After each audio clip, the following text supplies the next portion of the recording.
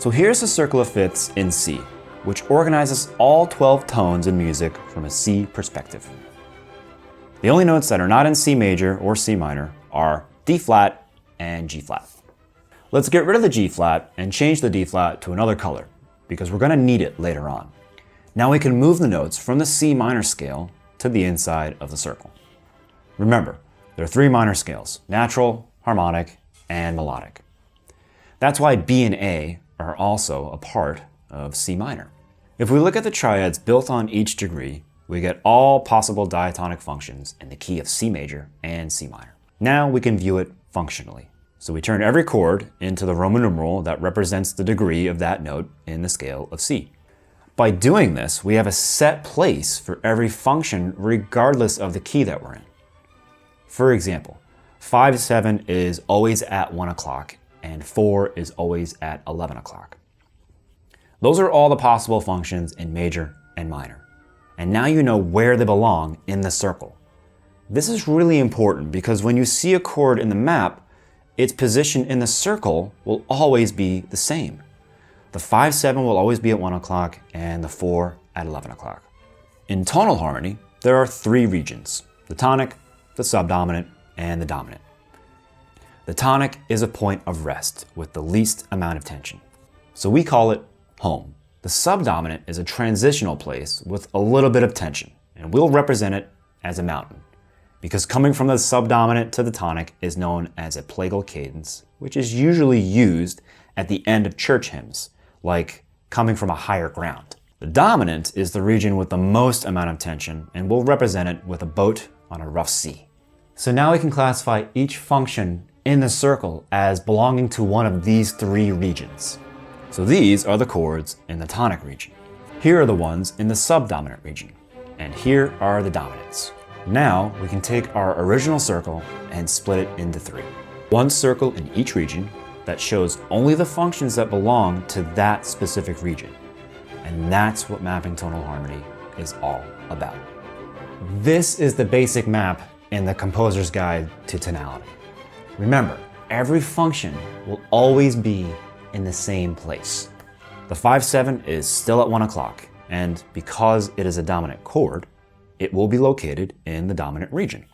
The 4 is still at 11 o'clock in the subdominant region. So here's the map in C. The 1 is C.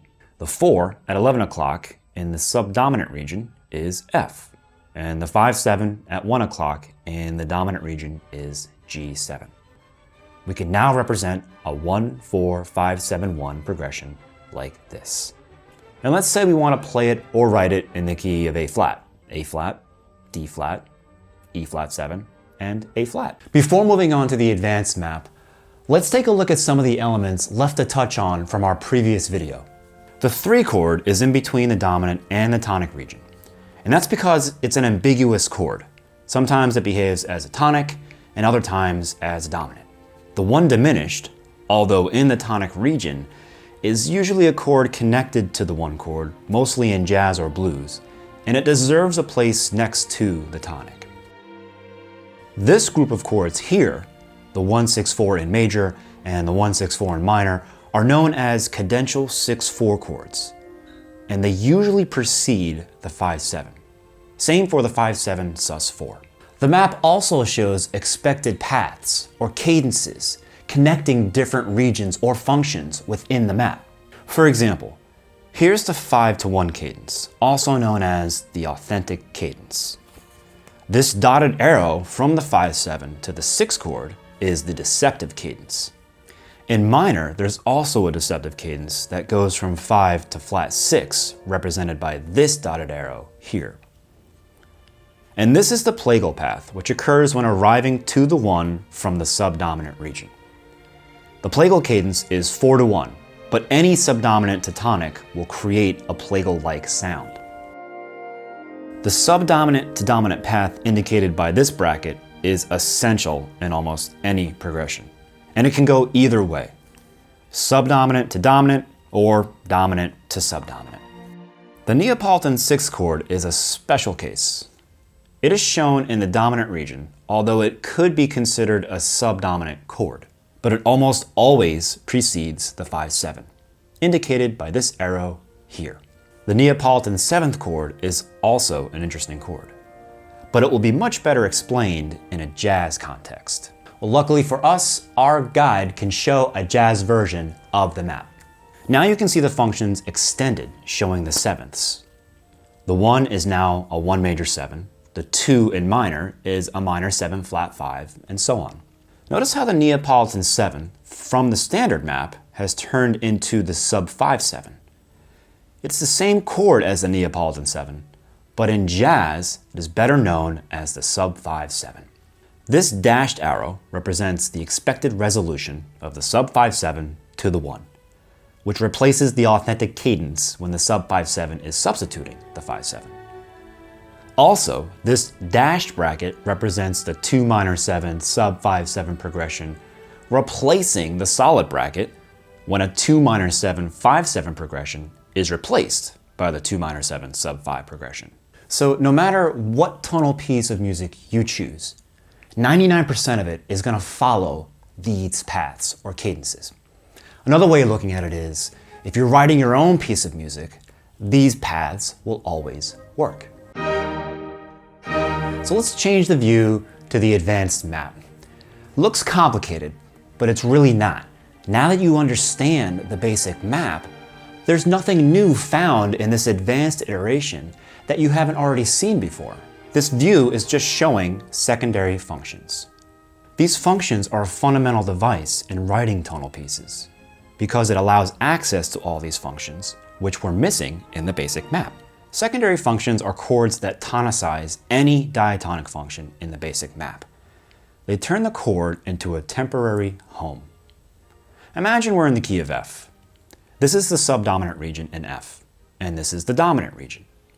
If I play a 2 minor 7 to 5/7 progression, I am tonicizing F, meaning the next expected function in the progression is F, the 1, our home. The harmonic progression G minor 7 to C7 begs to be resolved to F major 7. That's what tonality does to the ears. So we just need the subdominant and dominant regions to create enough tension that wants to resolve back home. Now, let's move to the map of C. The 4 in the subdominant region is F. When we change the map to the advanced view, a mini basic map of F shows up next to F, which we can use to tonicize F, the 4 chord in the key of C. Viewing it functionally, we see that every function in this mini-map is some function of the 4. The 2 of 4, the 5/7 of 4, the Neapolitan 6th of 4, and so on. The left circle is the subdominant region of the 4, and on the right is the dominant region. If we compare the basic map of F with the mini secondary map of F as the 4 of C, we can see how they show the same information. There are less chords in the mini map because some secondary functions work better than others. But essentially, this mini map is the basic map in F. And the same goes to any of the other mini maps. Each is targeting a diatonic function. This is the map of 2. And this is the map of 5. The functions in the mini maps are still at the same locations within the circle of fifths. Remember, the left circle is the subdominant and the right circle, the dominant. The 5/7 of the target function is still at 1 o'clock in the dominant region of the mini map, exactly as before. This secondary dominance concept drastically increases the number of functions you have available to you. Now in C, you can have a C7 chord, which is probably functioning as the 5/7 of 4.